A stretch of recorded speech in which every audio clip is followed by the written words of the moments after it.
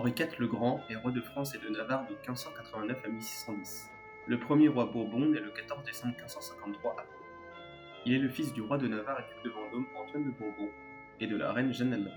Calviniste, il se met tout de même au service du roi Charles IX de 1561 à 1567 et combat même contre les Huguenots.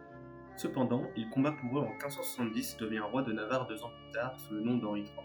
La même année, il épouse la princesse Marguerite de Valois et survient également le massacre à Saint-Barthélemy.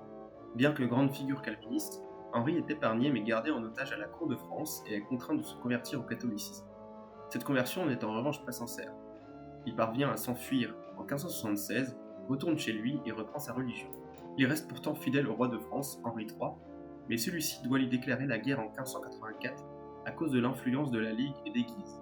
Le Navarrais ressort victorieux de cet affrontement et s'allie à nouveau avec le roi de France, cette fois-ci contre les Ligueurs. Henri III est assassiné lors du siège de Paris en 1589 et nomme, en vertu des lois fondamentales, Henri IV comme successeur. C'est alors que les Bourbons commencent à régner sur la France. En 2024, le roi légitime Louis XX est le chef de cette famille et descend directement d'Henri IV. Jusqu'en 1598, le roi Henri doit faire la conquête de son propre royaume qui est aux mains des Ligueurs, soutenu par les Espagnols.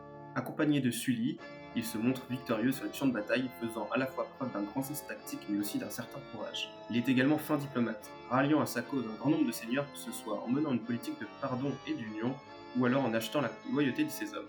Le coup de grâce tombe en 1593 lorsqu'il abjure l'hérésie calviniste et se convertit au catholicisme. Cela lui permet d'être sacré l'année suivante. La Ligue est alors vaincue et la paix est faite avec l'Espagne après une tentative d'invasion repoussée. Pour sceller la paix, Henri IV promulgue l'édit de Nantes, confirmant la liberté de conscience et de culte et donnant un grand nombre de places fortes aux protestants, en plus d'une certaine égalité avec les catholiques.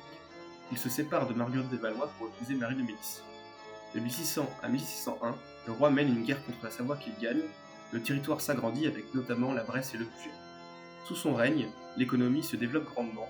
Il y a également un renouveau artistique et religieux favorable au catholicisme. La colonisation des Amériques est poursuivie. Tristement réputé pour ses adultères, le roi est aussi un homme très accessible et bon vivant.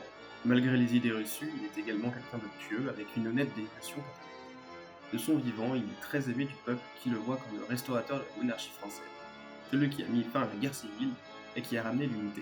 Il est malgré tout assassiné par Ravaillac, un catholique assez illuminé le 14 mai 1610 à Paris. Son jeune fils, Louis XIII le Juste, lui succède au trône de France.